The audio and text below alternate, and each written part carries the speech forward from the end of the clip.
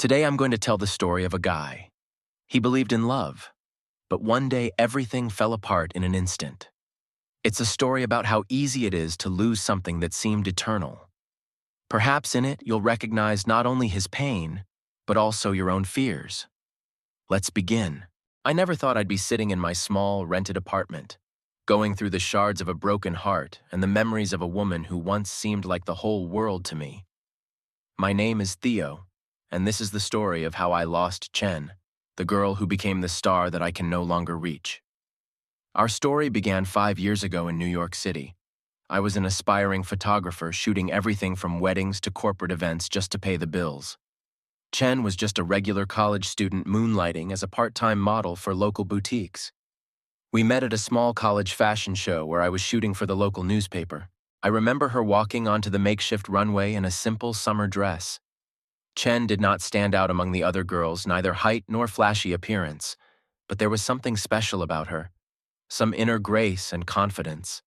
I couldn't take my eyes off her, and I think I spent half of the tape just on her. After the show, I plucked up the courage to approach her. "Hi, I'm Theo," I said, hesitating. "You have great photogenic credentials. Would you like to do a photo shoot sometime?"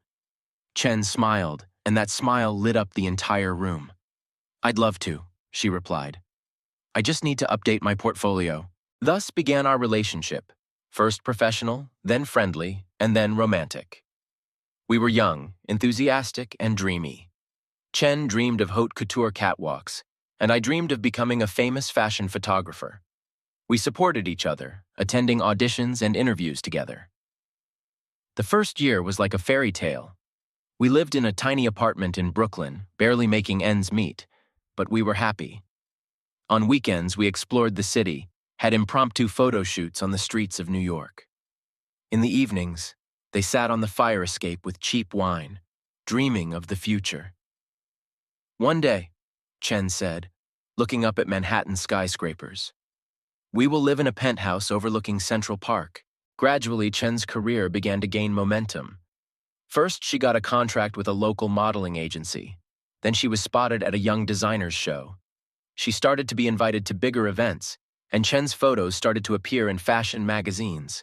I was happy for her and supported her in every way I could.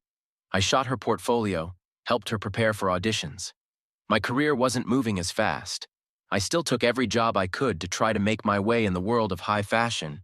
But most editors just politely turned me down, saying that my style was not exactly what they were looking for. After 2 years together, we moved to a better apartment in a more upscale neighborhood. It was Chen's idea. She said she needed to live closer to the center for work. I agreed, even though the new rent was eating up almost all of my savings. "That's okay," I consoled myself. "It's an investment in our future." Chen continued to climb the career ladder. She was invited to New York Fashion Week, followed by offers from Milan and Paris. I saw not only her closet change, but also her social circle. She was now spending evenings at private parties with designers and photographers whose names I knew only from magazines. I tried to keep up. I bought a new camera on credit, updated my portfolio, but I felt the gap between us growing. Chen would come home with tales of luxury runways and the behind-the-scenes life of high fashion, while I could only share stories of suburban weddings or corporate shoots. Our conversations became increasingly superficial. Chen now talked about brands, contracts, and social gossip. When I tried to discuss our relationship or future plans, she would only smile absent-mindedly and say, "Honey, let's not talk about sad things. Tell me how your shoot went today." I began to notice how her habits were changing. Now she preferred expensive restaurants to our favorite street eateries. More and more often I heard phrases like, "We can't afford it," for things we never dreamed of before. One evening, Chen came home unusually excited. "Theo, honey," she said, beaming with happiness, "I've been invited to be the face of the new Gucci campaign." I hugged her, genuinely happy for her success, but inside I felt a prick of envy and fear. I realized that this contract would take her to a new level, a level I couldn't reach. Things changed even faster after that. Chen was hardly ever home, flying between shows and photo shoots. Our rare evenings together turned into Chen's monologues about new collections, designers, and star photographers. When I tried to talk about my projects, she smiled politely, but I could see the boredom in her eyes. I tried to live up to her new status, working around the clock, trying to find more prestigious commissions. But in the fashion world, connections mean more than talent, and I didn't have the right connections. Chen offered to help, to introduce me to the right people, but I refused. Pride wouldn't let me use her success as a springboard for my career. Our 5-year anniversary, we met in different countries. I was shooting a wedding in New Jersey, and Chen was at a show in Paris. She sent me a text saying, "Happy anniversary, honey. I'm sorry I can't be there for you. I promise we'll celebrate when I get back." But when she came back a week later, no one remembered. I felt like I was losing her. Chen still said she loved me, but her words sounded like a learned role. She no longer looked at me with the admiration she used to. Now all I saw in her eyes was polite patience, as if she was waiting for me to finally catch up with her, or get off the track. Desperate to save our relationship, I took the final step. After spending all my savings and taking out a loan, I organized a romantic weekend for us in the Maldives, in the very hotel Chen had always dreamed of.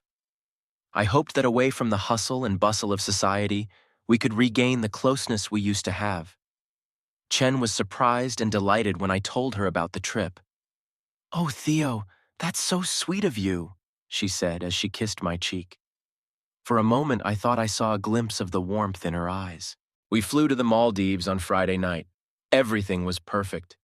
The luxurious bungalow over the water, the sunset coloring the sky pink, the champagne in a silver bucket. Chen looked happy and relaxed for the first time in a long time. We ate dinner on the beach, talking about nothing and laughing at old jokes. For a moment, I thought things had gotten better, that we were back to the days when we were just Theo and Chen, two dreamers from Brooklyn. But the illusion was shattered when Chen pulled out her phone and started checking messages. "Sorry, honey," she said with a guilty smile. "Just need to answer the agent. You realize how important this is." Back at the bungalow, I decided it was time for a serious conversation. My heart was pounding and my throat was dry, but I knew I had to do it.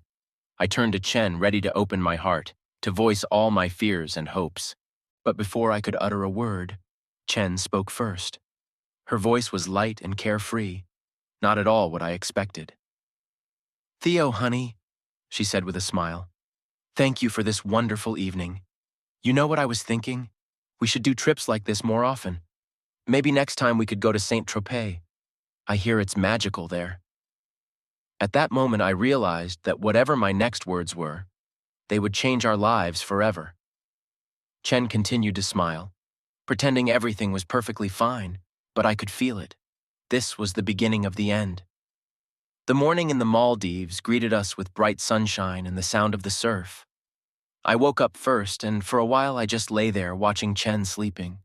She looked so peaceful, so much like the girl I had fallen in love with 5 years ago. But as soon as she opened her eyes, the illusion dissipated. "Good morning, honey," Chen mumbled sleepily, reaching for her phone.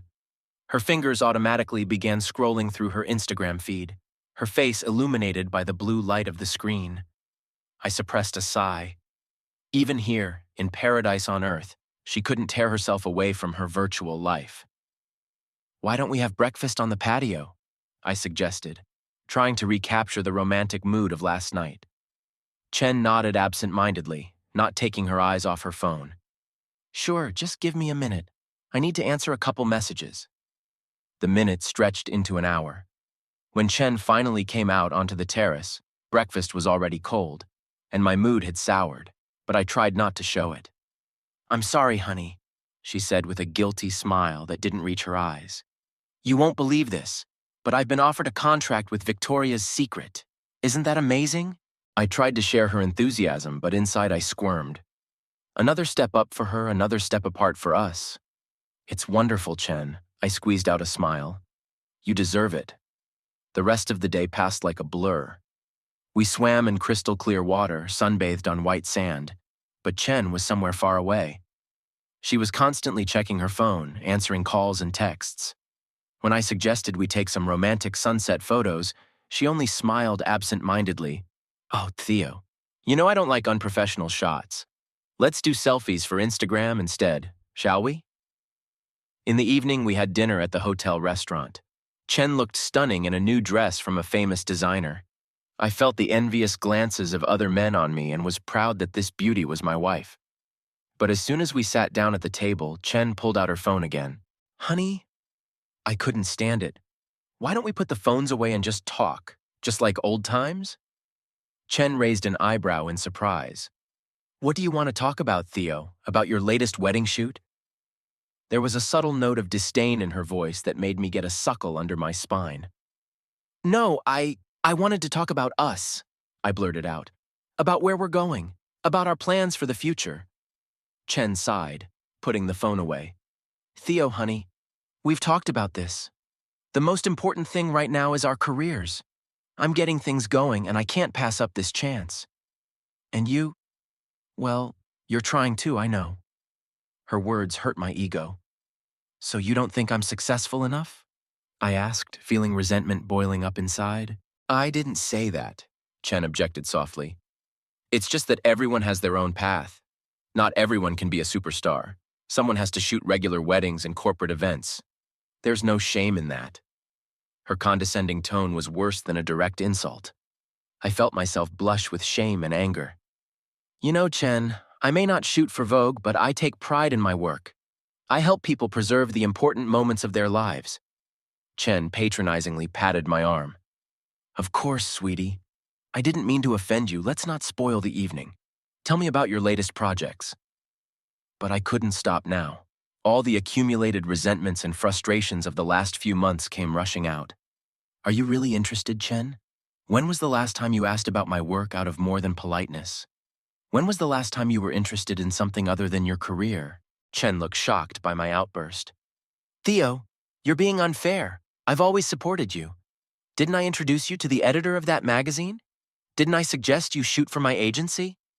Yes, and every time it sounded like you were doing me a favor, I exclaimed, like I'm some loser you're dragging along out of pity. Several diners at neighboring tables turned around at the sound of our argument. Chen instantly put a professional smile on her face. Theo, honey, let's not make a scene.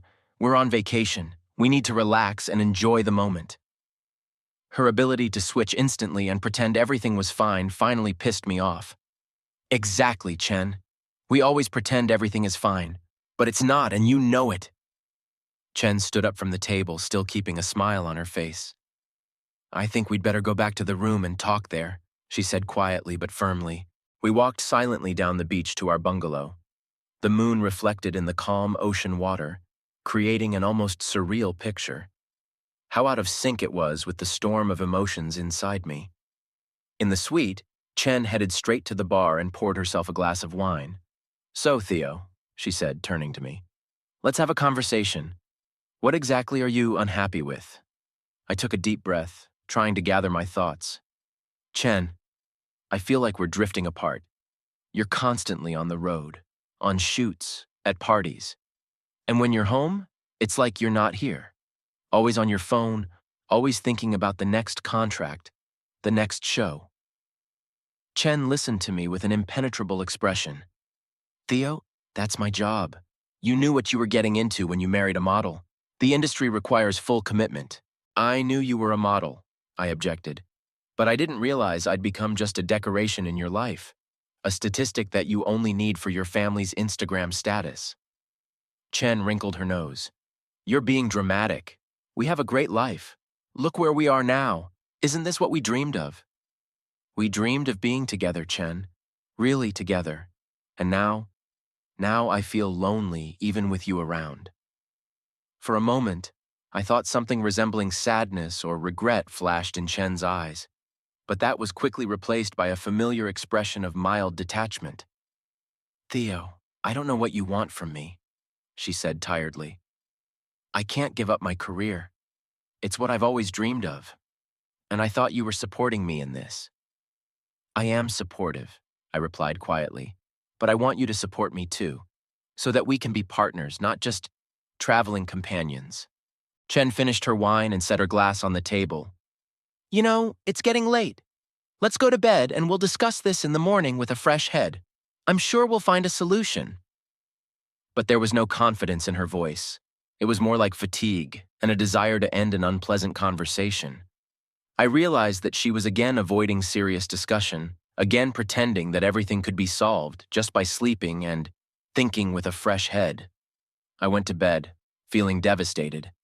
Chen snuggled next to me, but it was like there was an ocean-wide chasm between us. I could hear her flipping through her phone for a long time before she fell asleep. Morning didn't bring the promised, fresh perspective on the situation. Chen woke up early and plunged straight into work, answering emails and conducting phone conversations. Our conversation seemed to have been safely forgotten. The remaining days of the vacation passed in a strange atmosphere. We walked on the beach, ate at restaurants, even laughed at some jokes, but it all seemed like a performance in which we were both playing the roles of the perfect couple. Chen masterfully pretended that everything was fine, posting happy photos of us on Instagram and talking about our romantic vacation with her beloved husband. On the last evening before we left, we sat on the terrace of our bungalow watching the sunset. Chen looked pensive. You know, Theo, she said suddenly, I've been thinking about our conversation. Maybe you're right and we need to spend more time together. How about you come with me to Paris next Fashion Week? You could shoot the backstage, meet some interesting people. I looked at her, trying to figure out if the suggestion was sincere or just an attempt to appease me. Is that really what you want to do, Chen? Or are you just trying to do me a favor? Chen frowned slightly. Of course I want this. We're a team, remember? But I didn't see that sparkle in her eyes, that genuine joy that I'd seen before when we planned something together. And I realized that this proposal was just another attempt to pretend that everything was okay. Another way to avoid actually solving our problems. Thanks, Chen, I replied quietly. But I think I'd better stay home. I have some important projects to take care of.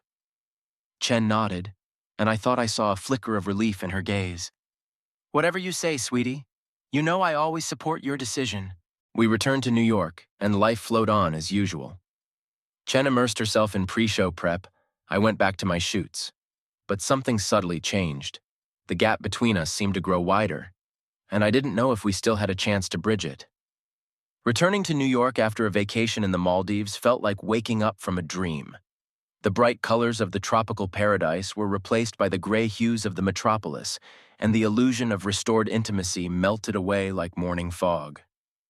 Chen immediately plunged into preparations for the upcoming Paris Fashion Week, and I returned to my usual orders for wedding shoots and corporate events. The first few days after my return were strangely quiet.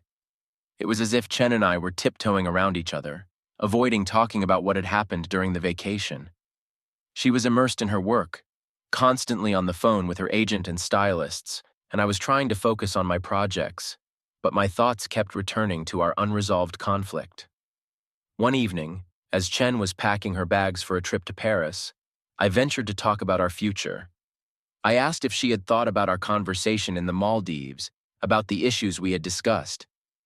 Chen froze for a moment, holding a designer dress in her hands, and I saw a look of fatigue and irritation flash across her face. She replied that now was not the best time for serious talk, because she needed to focus on the upcoming fashion show. Her answer hurt my heart.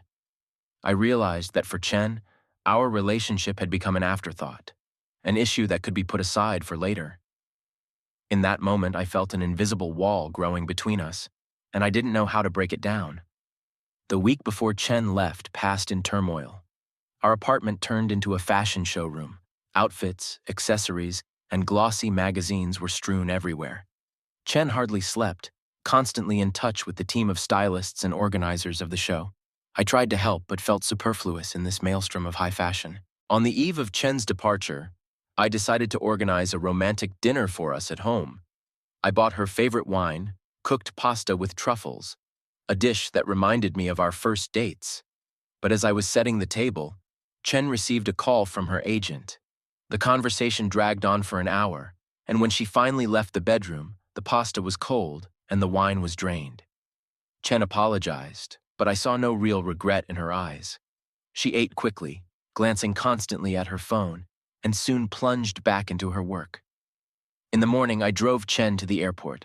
The goodbye was short and somehow mechanical. Chen gave me a peck on the cheek, promised to call me, and disappeared behind the check-in desk. I stood at the terminal exit, looking after her, and felt a part of me fly away with her. The next 2 weeks passed in a strange daze. I immersed myself in work, trying to fill the void that had been created in my life.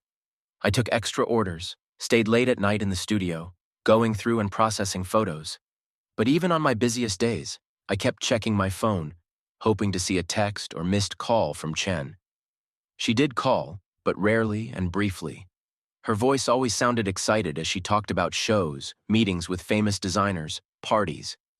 I listened, trying to share her enthusiasm, but with each conversation, I could feel her drifting farther and farther into her world, where there didn't seem to be room for me anymore.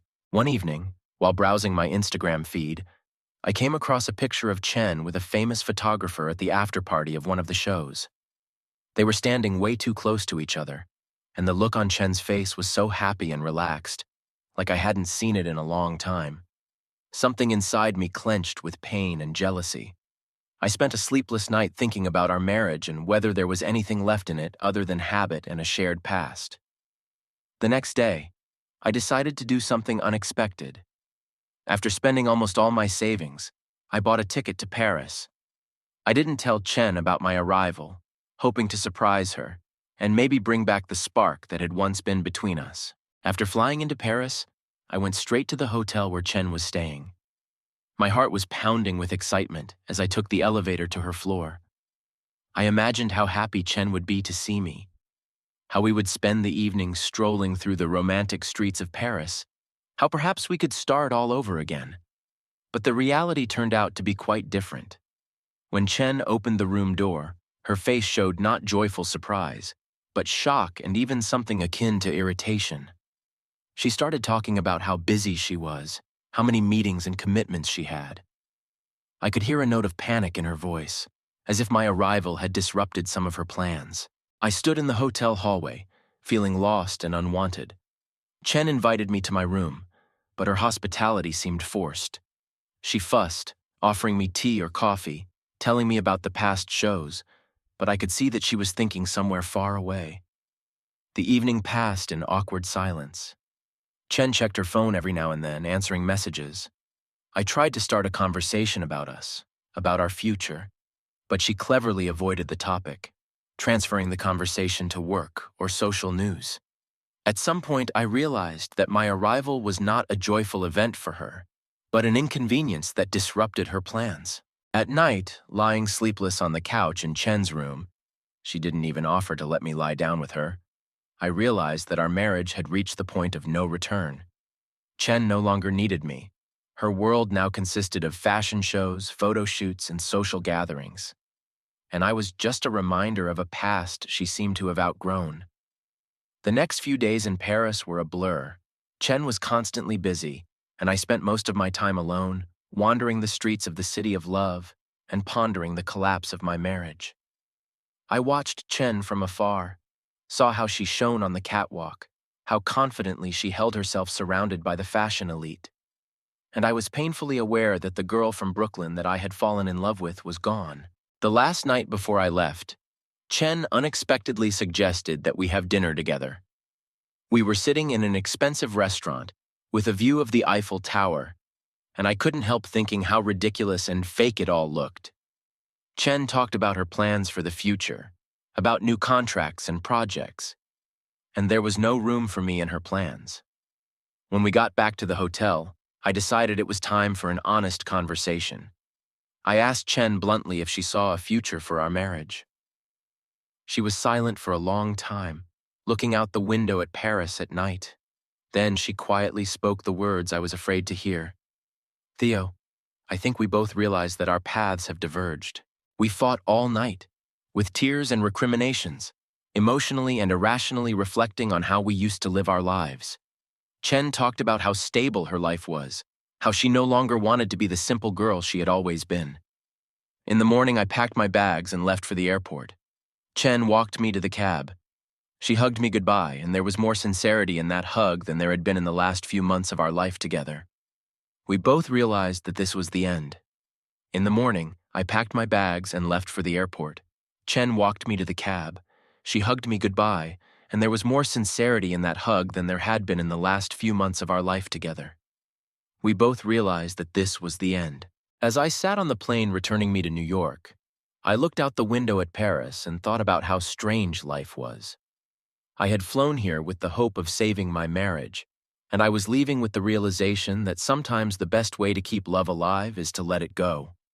I had a new life ahead of me, a life without Chen, without the glitz of the high fashion world, without illusions and unfulfilled hopes. I didn't know what it would bring me, but I felt a strange calmness. It was as if after a long storm there was finally a calm. The airplane was gaining altitude, taking me away from the city where part of my life remained. I closed my eyes, allowing myself one last time to remember the happy moments I'd spent with Chen.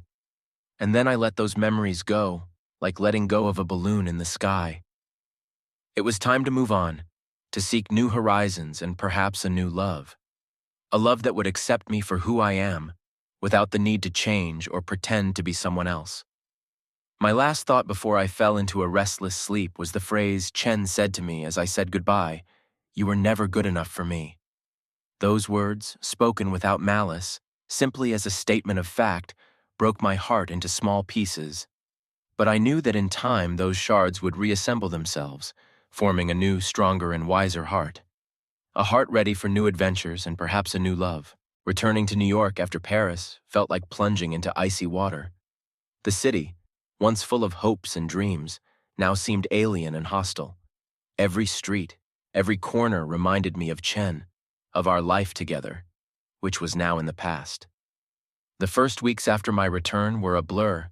I mechanically did my job, shooting weddings and corporate events, but my heart was no longer in photography. Every shot of happy couples or successful businessmen was a painful reminder of my own failure. Our apartment, once a cozy nest, had become a museum of unfulfilled hopes. Chen's belongings, designer shoes, fashion magazines, bottles of expensive perfume, were scattered everywhere.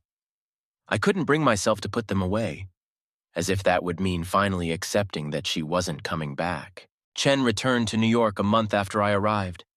She came to pick up her things, and that moment was the most painful of my life. Watching her methodically pack her life into suitcases was like torture. We hardly spoke at all, exchanging only the necessary phrases. Her face was impenetrable, like a mannequin mask, and I tried my best to stay calm, even though everything inside was screaming with pain. After Chen left, the apartment emptied out, becoming even more alien and uncomfortable. I couldn't sleep in our shared bedroom, moving to the couch in the living room. I lay awake at night, replaying the moments of our life together. Where had I gone wrong? What could I have done differently? Maybe if I had been more successful, more ambitious, Chen wouldn't have left. These thoughts haunted me, giving me no rest. The divorce process was unexpectedly quick and cold. Chen hired an attorney, and soon I had the papers to sign. She generously left all our joint property to me, taking only her personal belongings and jewelry. This generous gesture on her part only increased my pain. I realized that for her, our marriage was just a phase that she had easily left behind. The signing of the divorce papers took place at her attorney's office. Chen looked flawless as always, wearing an expensive designer suit. I, on the other hand, felt lost and out of place in my old shirt and worn jeans.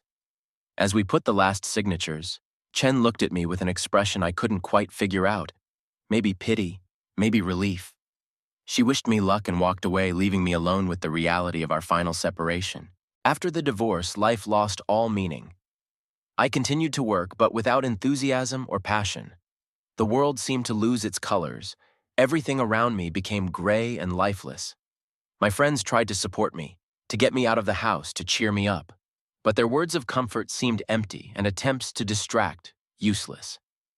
One day, wandering the streets of the city, I accidentally wandered into the neighborhood where Chen and I had once lived at the beginning of our relationship. A small apartment, cheap eateries where we spent evenings dreaming about the future. Memories came flooding back, and I realized I couldn't stay in New York anymore. Without thinking twice, I decided to move to Los Angeles. A change of scenery, I thought, would help me start over, find new perspectives in my life and career. I sold most of my belongings, including our shared apartment, keeping only the essentials and my photography equipment. Los Angeles greeted me with bright sunshine and the sound of the ocean. The first few days, I just wandered the beach, watching the surfers and tourists, trying to find peace in the endless motion of the waves. But even here, thousands of miles away from New York City, the ghost of Chen haunted me. I tried to rediscover photography, shooting sunsets, street scenes, random passers-by. But each time I looked at the resulting images, I saw only a shadow of the passion that had once driven me. Weeks added up to months. I found work in a small photography studio, shooting mostly portraits and family photo shoots. Life was slowly falling into some semblance of normalcy, but there was still a void inside me that nothing seemed to be able to fill. News of Chen reached me through mutual acquaintances and social media. Her career was on the rise. She was on the cover of magazines, and she was participating in the shows of leading fashion houses. Each piece of news was like a stab in the heart, reminding me how far our paths had diverged. I tried not to follow her life, but it was almost impossible. Her face was staring back at me from billboards, from storefronts, from the pages of glossy magazines. The whole world seemed to remind me of what I had lost. One evening, while browsing the fashion news, I came across an article about Chen's engagement to a famous fashion photographer. The photo of the happy couple against the backdrop of the Eiffel Tower seemed to transport me back to that night in Paris when our marriage finally broke up. Chen was glowing with happiness. Her new fiancé looked successful and confident. Everything I was not. That news was the last straw. Everything that had accumulated over months of loneliness and self-abuse came rushing out. I felt an urgent need to escape, to disappear, to dissolve into this huge world where I felt so small and unnecessary. Without thinking, I got in my car and drove to wherever I was going. The coastal highway took me farther and farther away from the city, from people, from memories. I drove at top speed, ignoring the dangerous turns and precipitous slopes. My thoughts were jumbled, and I could see Chen's face in front of me, the happy, loving face I'd seen at the beginning of our relationship, and the cold, indifferent face I'd seen the last time I'd seen it. Her words echoed in my head, "You were never good enough for me." Suddenly, the bright headlights of an oncoming car blinded me. I swerved the steering wheel, trying to avoid a collision. The last thing I remember was the feeling of weightlessness as the car smashed through the guardrail and flew off the cliff toward the dark waters of the ocean. In those final seconds before the darkness engulfed me, I suddenly felt a strange calmness. It was as if all the anxiety, all the pain of the last few months were somewhere far behind me. I closed my eyes, preparing to face the unknown, and my last thought was, "Goodbye, Chen. I hope you found what you were looking for." Darkness enveloped me, and I felt cold water fill the interior of the car. In these last moments of my life, I felt no fear, only a strange relief. Maybe, I thought, I would finally find the peace I had been searching for so long. Silence. Absolute silence was the first thing I realized as I slowly floated out of nothingness. Then came the pain, dull, all-consuming, permeating every cell in my body. I tried to open my eyes, but my eyelids felt like lead. Through the shroud of half-forgetfulness, I heard muffled sounds, the measured beeping of instruments, the rustle of footsteps, inarticulate whispers. Gradually, my consciousness cleared, and with it came a growing sense of disorientation. Where am I? What happened? The last thing I remembered was the blinding light of headlights and the sensation of falling. Had I really survived? The days merged into one endless stream of pain, medication, and half-forgetfulness. I drifted between dream and dream, reality and nightmares. In moments of lucidity, I picked up scraps of doctor's talk. Multiple fractures, internal bleeding, prolonged rehabilitation. Words that should have meant something, but in my clouded mind didn't add up to a coherent picture. When I was finally able to come to my senses and realize what was happening, it was 2 weeks after the accident. The nurse adjusting my IV drip gently explained that I had been found by fishermen in the early morning. The car had been swept into shallow water, and by some miracle I was alive, although I was seriously injured. Lying in the hospital room, I tried to piece together the shards of memories. The image of Chen, the news of her engagement, the crazy night trip, all of it seemed distant and unreal, like scenes from someone else's life. But the pain, physical and mental, reminded him that it was all real. The days dragged on slowly. I was bedridden, dependent on outside help for even the simplest of actions. This state of helplessness was agonizing, but it gave me time to reflect. I thought about my life, about the decisions that had brought me to this point, about Chen, about our marriage, about how we had both changed over the years. The doctors talked about the miracle, about how incredible it was that I had survived such a fall. But was it really a miracle? Or a punishment to stay alive, to continue to suffer? These thoughts haunted me on sleepless nights when the pain became particularly unbearable. Gradually, I began to get visitors. Colleagues from the photo studio, a few friends who had heard about what had happened. Their visits were short and awkward. They didn't know what to say to a man who had lost everything and miraculously survived. I saw the pity in their eyes and hated it. One day, as the nurse was helping me sit up in bed, I saw my reflection in the mirror on the opposite wall. I barely recognized myself. The drooping face, the wan gaze, the gray in my hair that wasn't there before. This reflection was a living embodiment of my inner state. Broken, lost. The weeks of rehab went by. Slowly, agonizingly slowly. I began to recover. Every movement was difficult. Every step was a small victory. The physical therapists praised my progress, but I felt that something inside me was irrevocably broken. The part of me that once dreamed, loved, strived for something, it seemed to have died in that accident. One day, as I sat in a chair by the window, watching life outside the hospital walls, an investigator entered the room. He politely introduced himself and said he was investigating the circumstances of my accident. His questions were direct and uncomfortable. He asked about my emotional state before the accident, why I was on that highway deep at night, whether it was a suicide attempt. I didn't know what to answer. Was it a suicide attempt? Did I want to die that night? Honestly, I didn't know the answer to that question myself. I remembered my despair, my pain, but I didn't remember a conscious decision to end my life. Maybe subconsciously I was striving for it. These thoughts did not give me peace. After the investigator's visit, I fell into a deep depression. The reality of what had happened had finally completely hit me. Not only had I lost Chen, not only had I ruined my career and my life in New York, I had almost taken my own life. The realization was harder than the physical pain of my injuries. The doctors noticed a change in my condition. They scheduled a consultation with a psychiatrist, prescribed antidepressants. But no medication could dull the pain that was eating away at me from the inside. The pain of realizing my mistakes, of losing everything that was dear to me, of realizing how lonely and lost I had become. One evening, when the sadness became unbearable, I pulled out my cell phone, the survivor of the accident. My fingers found Chen's number in my contact list. I knew it was stupid, that I shouldn't do it, but I couldn't stop. The ringing in the phone echoed in my ears, making my heart beat faster. And then I heard her voice, so familiar and yet so foreign. Chen was surprised by my call. Her tone was polite but detached.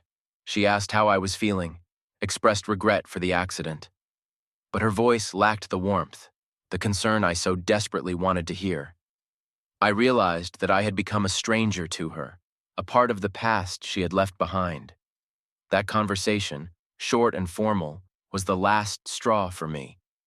After it, I finally realized that my old life was over. Chen was moving on, building a new life with another man. And I was stuck here, in a hospital room, clinging to a past that no longer existed. At night, lying awake and staring at the ceiling, I thought about what was next for me, whether I had the strength to start over. And if I do, how do I do it? How can I pick up the pieces of my broken life and glue them together into something new? In the morning, when the first rays of sunlight penetrated the room, I made a decision.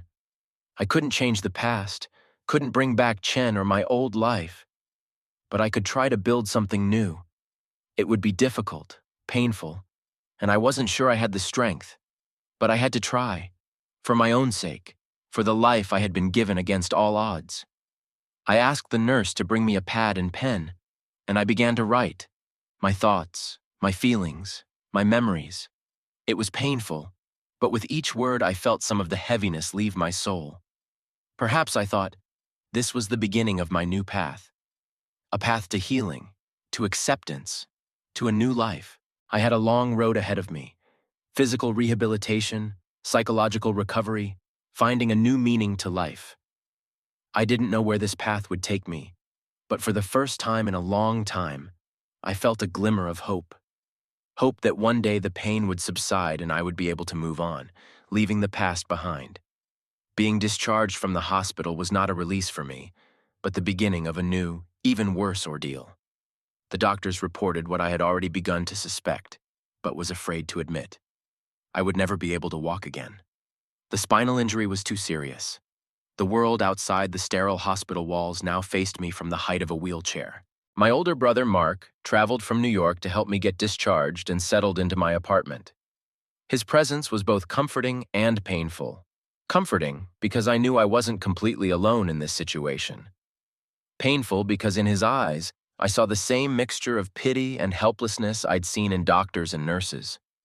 Returning to the apartment in Los Angeles was a painful confrontation with a new reality.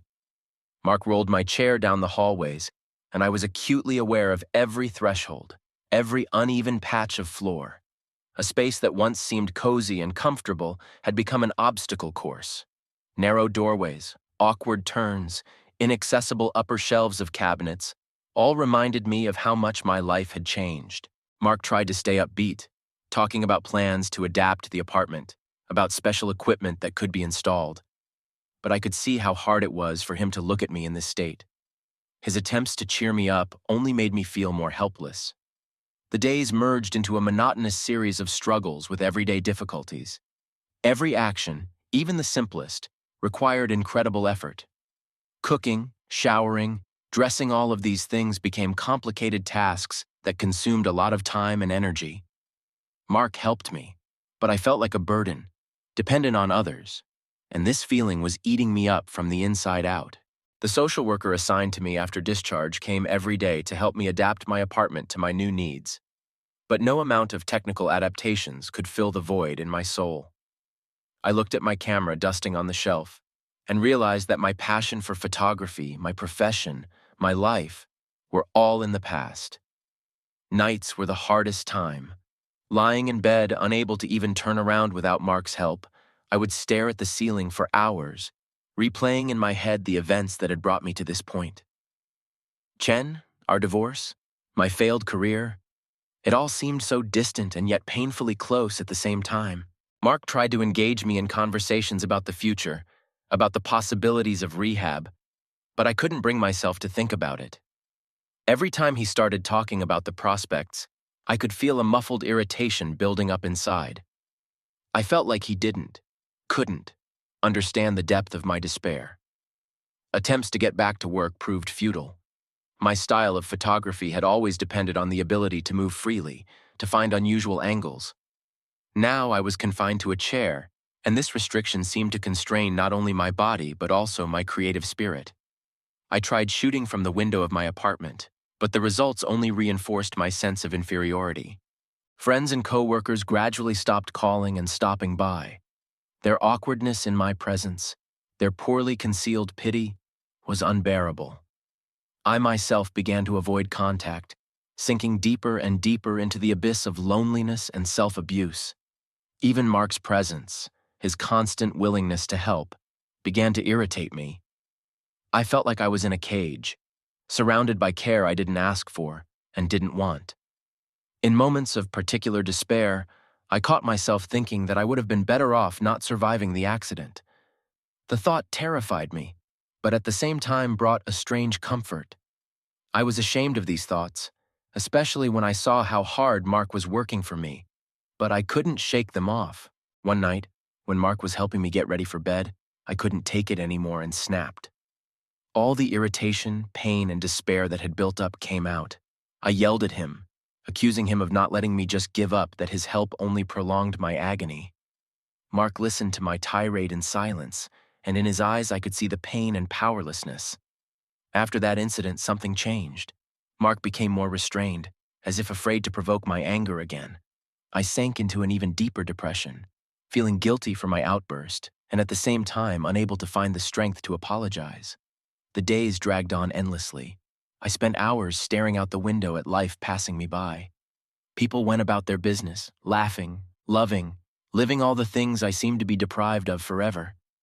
The thought that my life had become an endless wait for the end came to me more and more often. Mark tried to engage me in some sort of activity. He brought books, suggested I try painting or writing, but all these attempts crashed against the wall of my indifference. I couldn't make sense of anything he suggested. It was as if the world lost its colors. Everything became gray and lifeless. One morning I woke up with the clear realization that I couldn't live like this anymore. I couldn't be a burden to Mark. I couldn't face daily reminders of my helplessness. I couldn't accept what my life had become. This realization brought a strange calm. I knew what I had to do, and that certainty after months of despair seemed almost a relief. I asked Mark to go to the pharmacy to get some medicine, knowing it would take some time. When he left, I struggled to get to my old photo album. Flipping through the pages, I remembered moments of my former life, traveling, meeting interesting people, happy days with Chen. It all seemed like a dream now, distant and unattainable. The last picture in the album was our wedding photo with Chen. I looked at our smiling faces for a long time, remembering how much hope we had for the future, how many plans we made, how many dreams we had.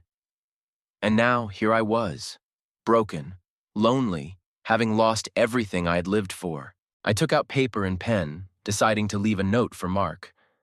I wanted to explain why I'd made this decision, to thank him for everything he'd done for me. But the words wouldn't come. How do you explain something you don't fully understand? In the end, I just wrote, "I'm sorry. I can't take it anymore." Then I pulled out the packet of sleeping pills I'd been prescribed at the hospital.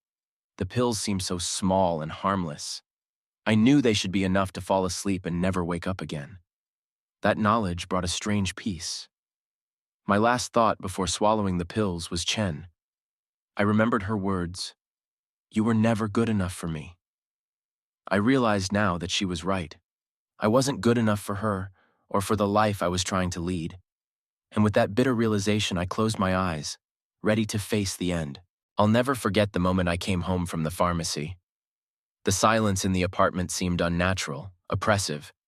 I called out to Theo, but there was no answer. My heart clenched with foreboding. When I entered my brother's room, I saw what I had been dreading all these months.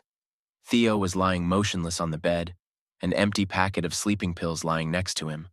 I rushed over to him, desperately trying to feel for a pulse, but deep inside I knew I was too late. The next few days passed like a blur. The police, the doctors, the funeral parlor, everything merged into one endless nightmare. I mechanically performed all the necessary actions, not allowing myself to stop and realize what had happened. Only at the funeral, looking at my brother's closed coffin, did I finally let myself cry. After the ceremony, sitting in Theo's empty apartment, I found his suicide note. Just a few words, but they broke my heart completely. "I'm sorry. I can't go on." How could I not see how bad he was? Why couldn't I help? In those days, the thought of Chen never left me. She must know, I thought. Despite their divorce, despite everything that had happened between them, she had a right to know about Theo's death. I found her number in my brother's cell phone and, gathering my courage, dialed it. Chen answered after a few beeps. Her voice sounded joyful, carefree, such a contrast to what I was feeling. I had already opened my mouth to tell her the sad news, but what she said next stopped me. She talked about her pregnancy, how happy she was with her new husband. There was such joy in her voice, such anticipation for her new life. And in that moment, I realized I couldn't ruin her happiness with the news of Theo's death. I mumbled some sort of congratulations and quickly ended the conversation, feeling a lump come to my throat. Chen had moved on. She was starting a new life. And Theo was gone. Sitting in the silence of my brother's apartment, I stared at the pictures of him on the walls. The pictures, full of life and passion, now seemed like a mockery of fate. I thought about how one decision, one moment could change everything, how love can turn into a poison that destroys from the inside out. I decided that Chen would never find out about Theo's fate. Let her live her new life unburdened by that knowledge. And me, I will keep the memory of my brother, of his joys and sorrows, of his love and pain. This is my cross, and I will bear it alone. While packing Theo's things, I came across his last picture with Chen. They looked so happy, full of hope for the future. I stared at that picture for a long time, and then I carefully put it away in my album. Let this love story remain there, in the past, as a reminder of how beautiful and cruel life can be at the same time. As I left Theo's apartment for the last time, I looked around. A part of my brother was still here, his dreams, his pain. I whispered softly, "Rest in peace, Theo. I hope you have found your rest." And with those words, I closed the door, leaving behind a love story that began like a fairy tale and ended in tragedy.